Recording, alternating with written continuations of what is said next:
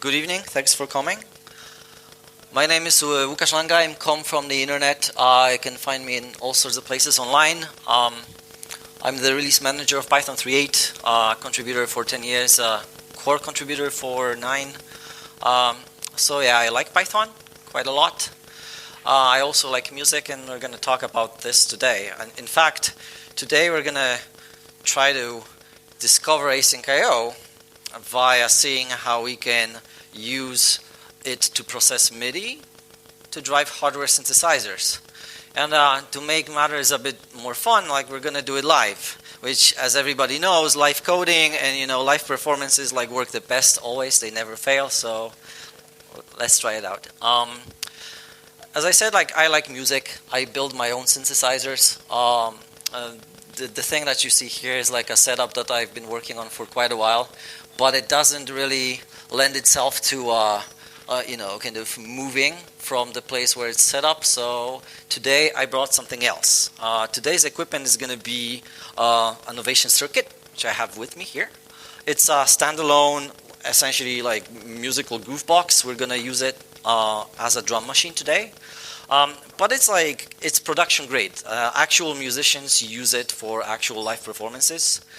Same with the other guy. It's a sister synthesizer. It's a monophonic analog synthesizer, also by Novation. And all of those are going to just pipe music to this little box, which is a mixer, which means everything that you're going to hear from those synthesizers doesn't actually go through a computer. The sound is purely hardware. Both this synth and this synth, both of them are going to just be hardware driven. So yeah, let's start with AsyncIO first. AsyncIO can be explained in one slide. It's an event loop. Essentially, we don't have time for you to get to know AsyncIO from scratch if you've never heard of it, if you never used it. I'm gonna kind of try my best, but I don't know for sure how successful I'm gonna be about this. Well, try your best to just understand what I'm saying. If you have any questions later, of course, I'm going to be here for a good while after the talk. I'm happy to talk about this. Essentially, AsyncIO is an event loop. It runs things by calling functions one after the other. That's essentially it. If you understand this core thing about AsyncIO, everything else starts making sense. All the coroutines, all the futures, everything else is kind of a building block on top of the event loop, right? So to run an event loop in AsyncIO, you would do something like this. You would just get the event loop and just tell it to run forever. It is literally an event loop, because if you look inside the code of AsyncIO, which this is taken from the actual AsyncIO code base, there's literally a loop there, and we're just looping over things. So it's literally an event loop. You can schedule things to be actually executed on that event loop by calling call later or call soon. For example, this callback that we schedule right there. And as the picture next to it shows, just one callback after the other is going to be executed. There's no parallel computation. It's just one event loop that executes one thing after the other, right? So you schedule things for the loop to call. And those are just regular callables, which means if they take a long time to finish, well, we're going to have a problem. The entire event loop is going to slow down processing everything else, because it's going to have to wait for that single function to finish. Well, that doesn't sound very concurrent to me, right? If we have to wait, and something might be very concurrent. Might be very time consuming, which is why we are not actually using this cumbersome callback mechanism that's kind of JavaScript-esque or kind of twisted-esque. This is very hard to follow. The code that you see here, there's not many lines there, but without the picture next to it, it's kind of hard to tell what Python is actually going to execute, one after the other. Instead, we're using something called async await. So we're defining asynchronous functions, and then we can await in them. In this main example here, actually, await is going to still wait until the callback 1 is finished before it starts executing callback 2, and then it's going to wait until callback 2 is finished before it executes callback 3. So how do we achieve any sort of concurrency? Well, coroutines can be gathered. So you can just make a very simple change. Instead of awaiting a simple one, you can just say, gather a few of those things, now they're executing in unison, now they're executing concurrently. That is actually pretty cool because that causes this entire thing to be perceptibly concurrent. It's not the same as parallelism where you actually have multiple cores doing multiple things at the same time, but it is perceptibly concurrent. And this is something that we're going to use here. So, if we have many coroutines concurrently gathered, essentially we just need to await once and the concurrency is achieved. All right, but what does that actually mean? So if you have a coroutine, how does that magically work on our event loop? I just told you that the event loop is so simple, you just schedule things on it and it does things. And suddenly we have magic async await coroutines. How does that actually work inside? Well, if only Python was open source, we could look. So let's do that, right? You can actually go and look. Actually, when you are creating a coroutine, what AsyncIO is doing is it's instantiating a task. And when it's doing so, at the end of the dunder init method, you're going to actually see a call to call soon. So the loop is going to have something scheduled on it. Okay, that's a clue already. But what is this step? What does that do? Well, it is actually executing the coroutine to the first await. And then from the first await to the second await. And then from the second await to the third one.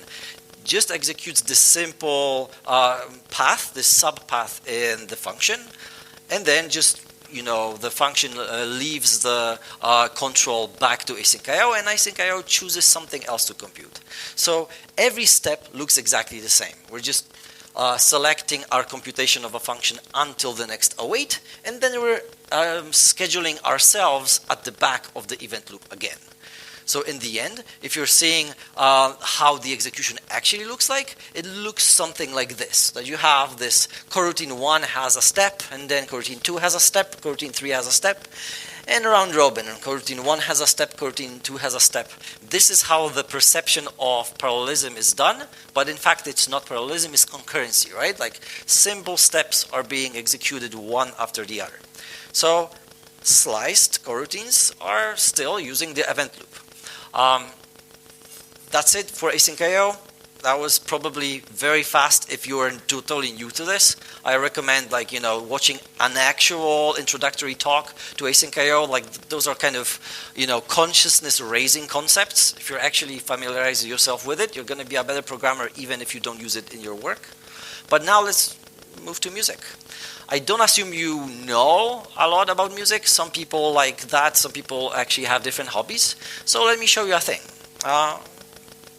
Those are musical notes, right? They have, letters for naming them, and they just kind of map to different frequencies that you can produce with musical instruments. Like for example, on that keyboard, which is assumably a grand piano, you can see how those notes in the musical notation map to consecutive keys.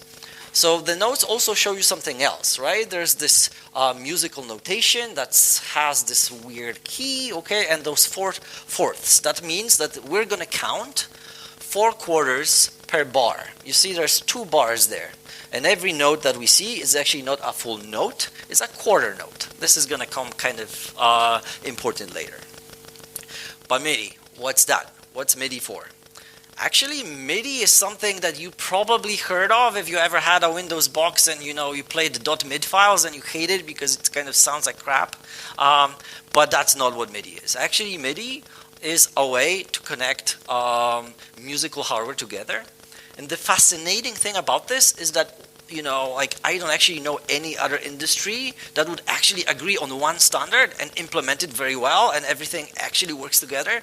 MIDI is that. It's super primitive, but it works very well. So you can connect things to it, in multiple ways. Works actually very nicely. You can see from the picture that it used to use its own transport layer, which was kind of clunky, but it actually enabled even very primitive hardware to kind of interoperate in the MIDI world. What that means with simple cables like these is that this technology is unidirectional, meaning a single cable only sends data in one direction. This is very primitive, which is why you have this keyboard controller sending MIDI out to the synthesizer's MIDI in. That's one cable. And you have to have another cable coming in the opposite direction. Nowadays, we're actually using USB cables mostly, which are bidirectional. It's kind of easier on the cables and also enables for additional functionality, which is why the MIDI that I have now with me actually is based on USB. But what do we actually send over those wires? It's so simple and so elegant, I was waiting for this slide. Actually, this is just a stream of events that you want synchronously, which means as fast as possible, to be rendered on the other side, on the output. So for example, we might want to say that please start playing on channel 10 the note C1 with some given velocity, right? And at the same time, well, roughly, but this is very low latency, so there's not going to be any perception human-wise of those things coming one after another. People are going to just hear the chord as appearing at the very same time. We want on channel 2 for the E2 note to be played with some lower velocity. For you to actually, put your hand up from the keyboard means there's going to be a note off event. Those channels, if you're wondering what the hell are those, this is very simple. If you already have two cables to go both directions, if you actually wanted to schedule every additional voice on one synthesizer to different cables, that would just never work. So it's a very simple form of multiplexing, saying there's 16 channels. Any device can put any meaning they want to it. Traditionally, this is not in spec, but traditionally, channel 10 is percussion, and this is what we're going to actually use for the drum machine in a while. So that's great, right? One device sends this stream of data to the other, and the other plays. But how can they actually stay in sync? How can they still play at that same rate, at the same tempo? Well, you can also send signals like these, which are just clock signals. And they send 24 pulses per quarter note, which actually means, you can calculate a bit and see, oh, this is going to be, say, 120 beats per minute or 140 beats per minute. There's literally a packet called clock every time that a device that is the master of the clock to say this other device should advance. And in fact, in the setup that we're going to work on now, we're going to have this hardware synthesizer being the clock master. So Python is actually going to just replicate whatever this hardware synthesizer tells it to. This is important because very often kind of introductory talks about music in Python or whatever, skip this detail, and then you cannot actually use anything that they showed you in actual live performance because that will just not talk to any hardware. So in this case, we're just skipping that, kind of playing with things that are not actually useful in practice. This is how you should do it. And then Python, we're going to write programs in AsyncIO, will actually generate things to be played on the drum machine and on the analog bass. So the bass is here, the drum machine is here. In fact, the program that we're going to base this on, the main async function that steers everything fits on a single slide. It's still kind of a few lines, so let's go through it, in chunks. So first of all, this is our async main function. We're going to be calling it from asyncio.run, which is available in Python 3.7. We just want to get some MIDI ports out of our available ports on the computer. If you connected the USB MIDI ports from the synthesizers, the computer is going to see that, oh, there's actually circuit available, which is this drum machine, and the circuit mono station, which is this analog mono synth. So we are getting those ports. This still replicates those physical cables that we used to have. So there's a single, unidirectional port from the drum machine and to the drum machine, and from the bass synth and to the main bass synth. That actually simplifies things quite a lot later, so I'm not even complaining. It's fine. Then we're going to build a queue that is going to take all the packets that come from the drum machine and just like put it aside for AsyncIO to consume later. We're going to take this event loop that we have. You already saw this, that this is how you are taking the current event loop from AsyncIO. And this is the important part. We're just going to tell one of those ports, that's the port that comes from the drum machine, that every time there's a packet on the drum machine that is coming from the drum machine, please call a callback. And we just define this callback here because it's simple enough, and we actually used the loop that was from the outer scope, so there's a closure there. We're calling soon thread safe. We're using thread safe because actually the MIDI driver that we're using is using a C++ thread to just do the MIDI stuff on the other side. It's not a full Python thread. We don't have to care about this. But the point of the callback is that we're putting data on the queue. Great. Now that we have data on the queue, we can just say, oh, and by the way, there's also data coming from the bass synth. And the C++ thread is going to put it on its internal buffer. And if we didn't close that port, it would be very unhappy. It would say hey, you're not taking my data. It's I'm full, I cannot take anymore. So we're just closing it, Okay, fine. We're just going to be using, the clock that is coming from the drum machine. Fine. And now we're setting this is a simple data class. We're going to see it later, like a performance object, cool. And we consume the MIDI. And actually we consume the MIDI, which is going to be like a loop that just, we just control-C it when we're done with it, when we're unhappy with it already. So the only thing that we need to check is whether somebody actually interrupted the program, in which case we just remove the callback. We have to remove it because it's a separate thread on the C++ end of things, and it would still send stuff to our event loop. And if that event loop was closed, Python would be unhappy. That's maybe kind of a detail, but this is what you need to make this production grade. So yeah, this is what we're gonna do. But the interesting piece is actually hiding here, right? The MIDI consumer. What does the MIDI consumer do? Again, that fits on a slide. So let's see that. The MIDI consumer is another thing. I didn't cut it here because it's very simple, right? What it does is, it is literally a loop that never ends unless you interrupt it with Control-C. And we're just taking anything that is on the queue. If there's nothing on the queue, the await is just going to block that in that place in the function. So just read it from top to bottom. But if we get a situation, they're oh, there's a message, we're going to see whether this is the clock that I showed you, or maybe it's a start, meaning I actually press start. Let's start playing. Let's start playing together. Let's do something.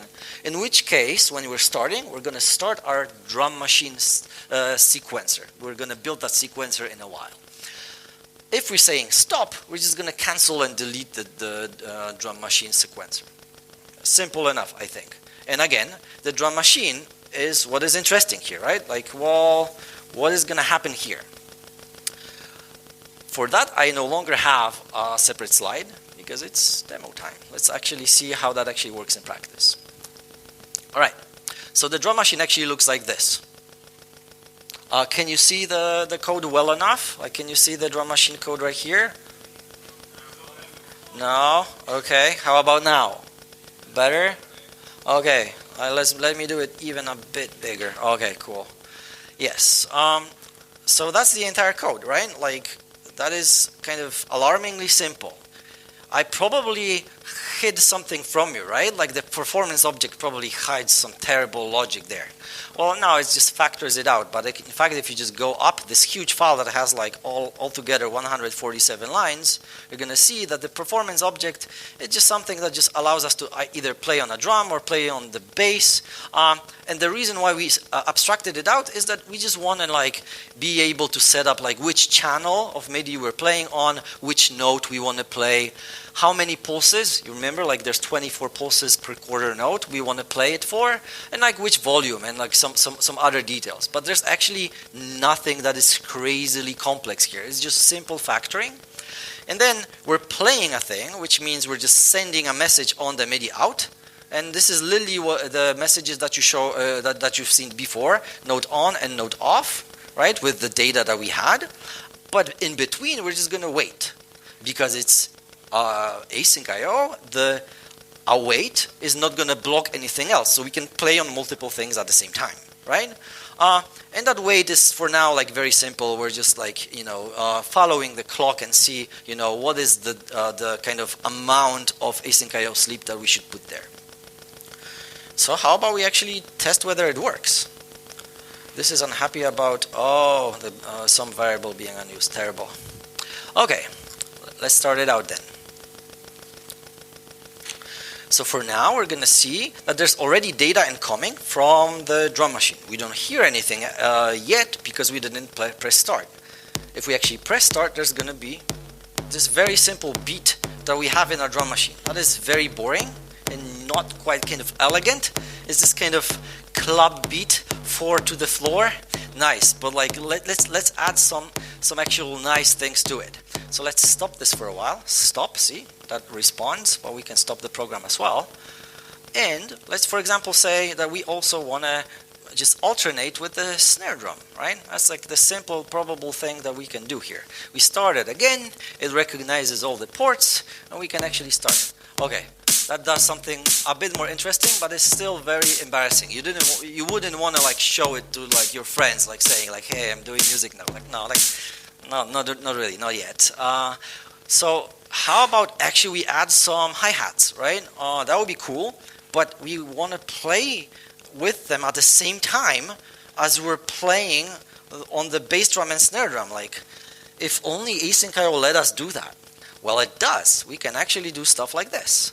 We can say, let's do async def bass drum. Okay, and let's just say this is just going to play the bass drum. Let's just create a new one just for the snare drum, which will also mean that the bass drum drops every quarter note, which makes for a nicer sound. But now the snare drum would play too often, which means we have to actually wait for every second note, right? So we're going to wait for 24, and we can do hi-hats now. So again, we can just say hi-hats. And the kind of traditional thing to do, like it's again going to be very boring, but it's what you do, play drum, is we're going to play 2 closed hi-hats. So closed hats right here for like a short amount of time, twice. And then an open one a bit longer. Okay, now we have a bunch of async defs. How do we make sure that they actually execute together?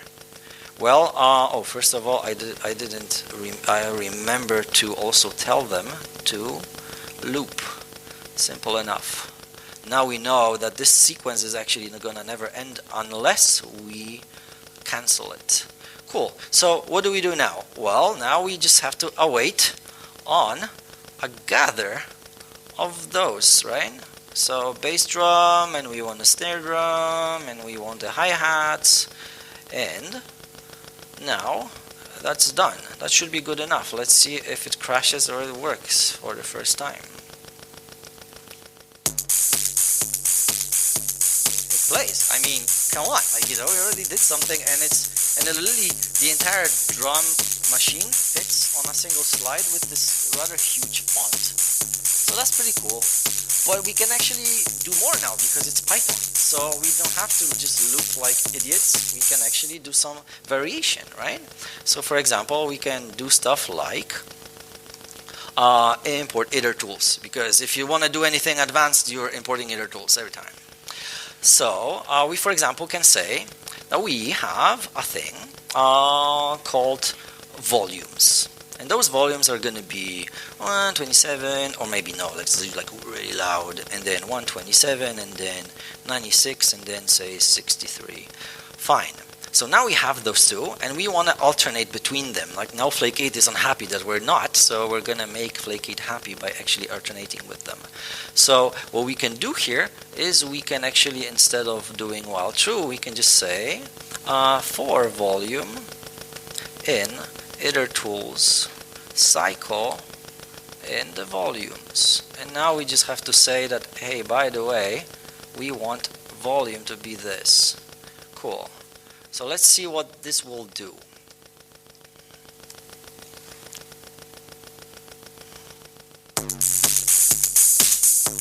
See, like every fourth one is very loud, and then they're like kind of less loud every time. That is interesting, but like, what if we actually did it twice as fast, so it will sound like echo now?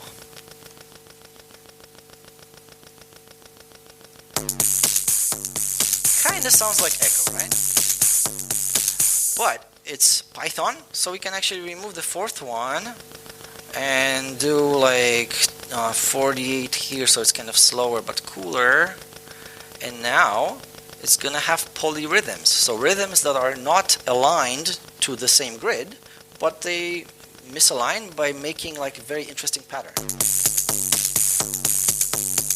That is kind of suddenly more interesting, right? Like, what is happening here? Like, there's some variation. Now, like, if we actually worked on making it sound less crappy, sound-wise, that's something that we could already use for a section of a song. Not an entire song, that would be kind of annoying. Right, so that's the bass drum right here. But if we actually spend like some time on this particular synth, we would see that there is an issue there. The issue is that we are actually gonna go out of sync between the coroutines. So they're gonna play kind of roughly at the same pace. If we're playing it just for a short while, you're probably not noticing this, but after a while you're gonna see that the snare doesn't quite align exactly with the hi-hats, or the bass drum like goes a bit out of sync. That particular problem has a name and a Wikipedia page. It's called the clock drift. The clock drift is caused by us actually following the delay between two clock events, but not actually following the clock events themselves. This is actually, annoyingly enough, that's the delay that we were following before.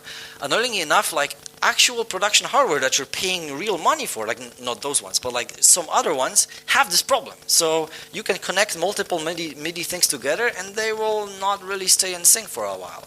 Fortunately, there is a very elegant solution to this, and that solution is to just use a metronome. That metronome object is going to be rather simple, but it's going to teach you something about AsyncIO. So I decided to, hey, let's add this, and it's going to actually make this thing production grade. So first of all, futures.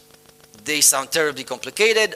Why would people want to use them? What the hell is happening? Well, regular AsyncIO futures are this very simple concept. You just have an object that promises that at some point in the future, it's going to have a result or maybe an exception, but it doesn't have now. You can actually ask for it, like pull it every second or so, or you can just say await future, and then as soon as there's a result, the coroutine that you're on is gonna go forward. So that's great. But we actually want a future that is a bit special. So we want a future that is counting for us. For example, if you want to play a quarter note, we're going to want to actually wait for 24 clock signals to come from the drum machine, right? And once we do have those countdowns, we have this subclass of AsyncIO future, we can just use it in the metronome. We set up the metronome by saying exactly what we said before, like, hey, we just want to have like some pulse delta. We are in some position in a song because we can build like long songs, right? And there's a number of countdowns. So every time somebody wants to wait on something, like, you know, either it's going to be the hi-hats or the snare or the bass drum, it's going to call wait. And the wait is going to just construct this future that promises that like after this number of pulses, the await is going to finish, right? See here, the await here, this is the actual waiting part that we're doing. Of course, if we're pressing start or stop, we're going to want to reset the position of the song and reset the countdowns that are open and whatnot.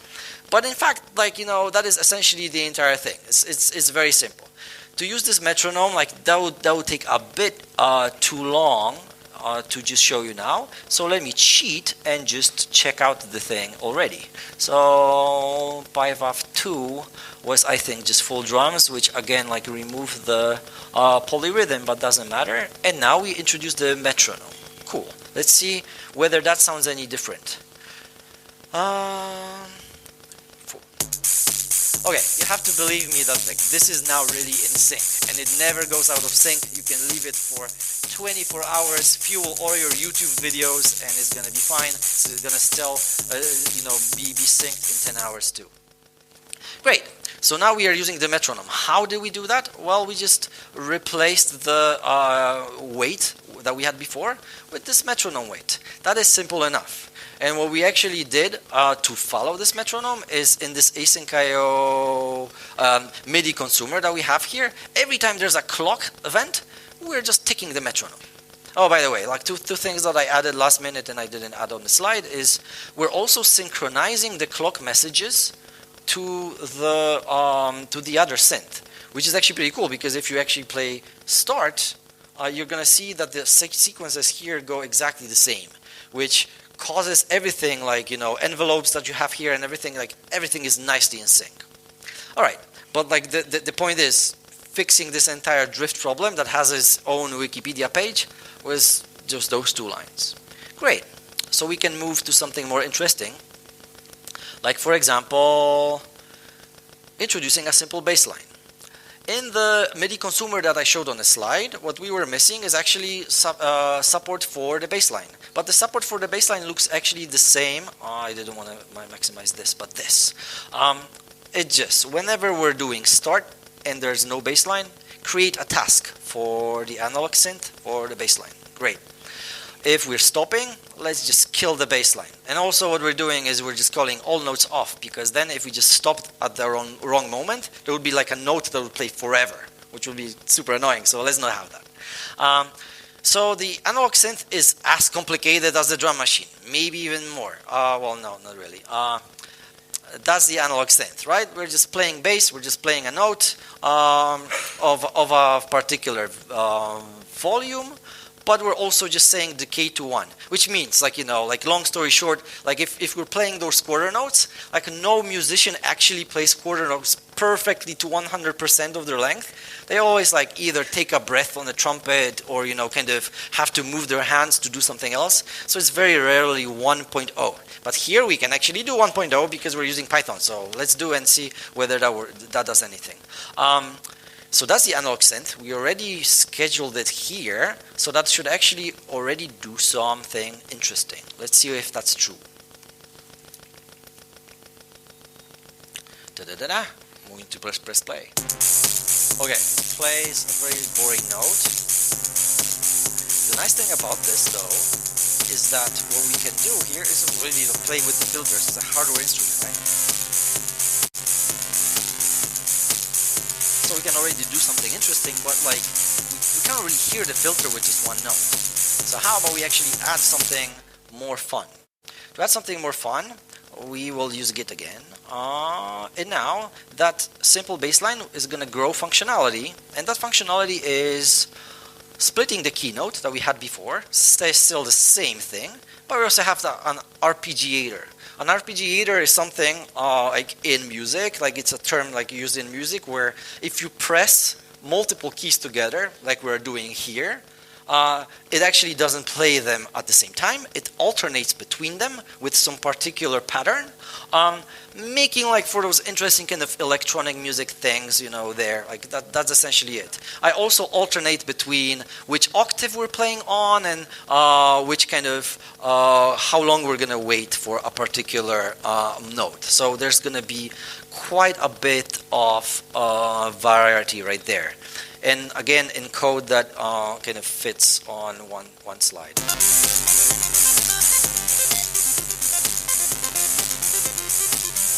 So that's pretty cool for like, 10 lines of code, right?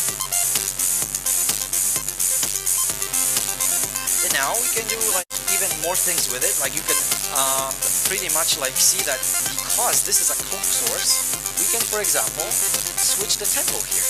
We can literally say, I don't want it to be as fast, I want it to be slower.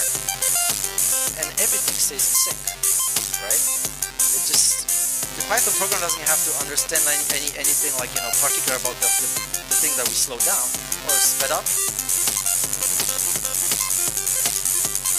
Those two things work now in parallel controlled by 200 lines of Python.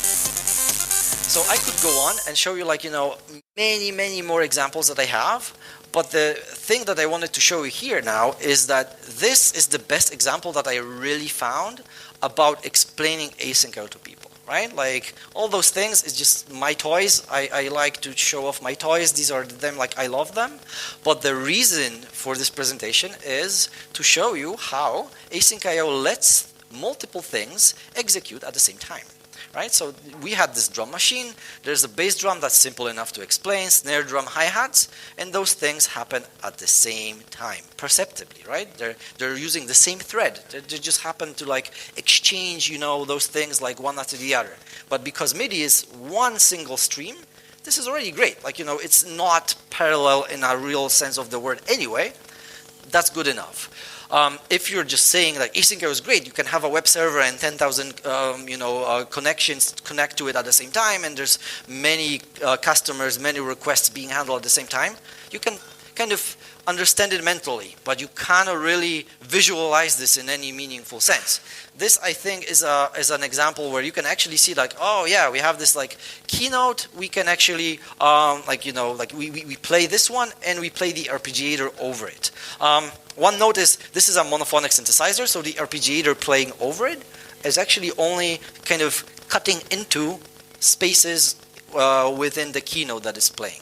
So the last thing I just wanted to show you is that all this can actually be used to power actual performance, which means what if we actually had this bass note controlled by whatever the performance is playing, right? This is also a keyboard, so I can kind of place stuff on it, and let's see if that actually kind of works on the analog synth and influences what we're hearing here. The support for the performance last note was as simple as just adding those two lines here. When there's a note on event from the drum machine, let's just store this note so that we can just use it later, right? So that was the entire thing. Let's see whether we can actually hear something interesting from that.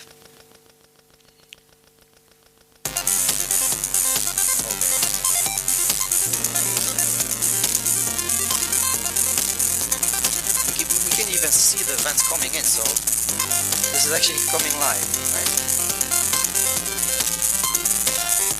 And because all of that actually works together, right? So this also has a built-in sequencer that can actually use it. It's all in sync now. So we can, for example, say, let's have some pre-recorded sequence play. Okay, so it already plays something, and I can play something else at the very same time.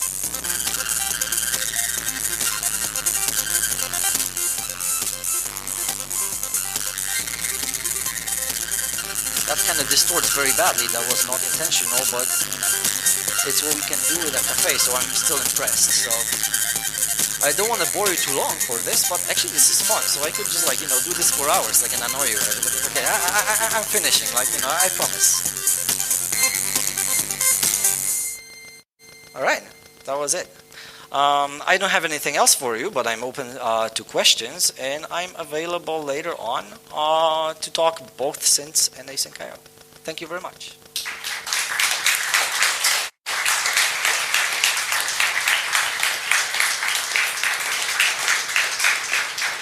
Okay, any questions? Any brave man or woman? You can ask questions in Polish, that's fine.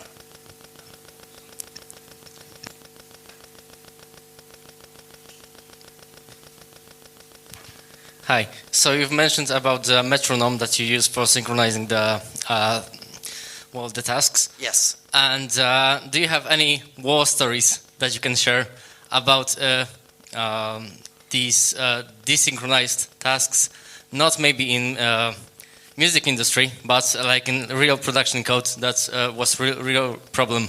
Well, so not in the metronome example, but I used to work at Facebook for a better half of the decade, and there's a very big Python program there, which is Instagram, and they have asynchronous tasks, and it's probably the biggest Django application on earth. So they are using Celery, right? And if tasks arrive at Celery faster than Celery is able to consume them, well, this will not end well, right? Every time, like an engineer sees a graph that goes up, they're worried, right? Like there's just gonna be some moment where the graph will no longer go up and it's gonna just kind of go terribly out of sync. And this is this problem of back pressure, right? Like, you know, if you have limited resources at one end, you have to be able to signal this to the front, so that maybe the user is going to see that, you know, when they want to like open a new bank account or something, like they're just going to see an error message like, oh, like just come back later. That's a bad experience, but it's way better than bringing the entire site down, right? Because you had too many asynchronous tasks, you still lost them, so now people who clicked that they want to see a thing, they will never see the thing. Like it's just all bad. For the metronome, like, and I'm not like, I wish I made this up, but like there's this progressive rock band, Anathema.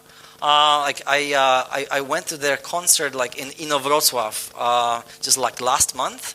They're kind of a big deal, like if you're listening to like, you know, heavier music, and they had like exactly this, just like actually just destroying their performance like mid first track of the concert, because they went so out of sync, and then like, you know, just this buffer over underrun happened on their audio interface. Like, you know, it's essentially like the entire nice thing. They had visualizations, they had like all music pumping, and suddenly it just ground to a halt because it didn't synchronize very well. So this is a problem that even like total professionals deal with. So it's something I was very happy to have a very elegant solution using a future, right? I mean, come on, like this is elegant, right? Like, you know, you're just waiting, you're constructing like this future, and you're saying, I'll wait until it's done, and it's always synchronized. It's beautiful.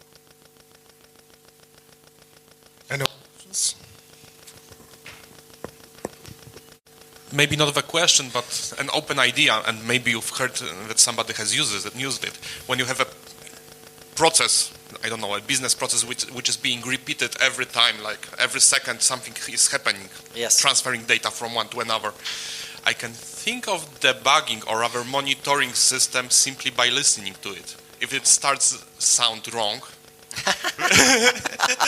Ping, ping, ping. yeah, exactly, Yeah, and like something's wrong. Okay, thank you very much. All right, thank you. Great applause for Łukasz.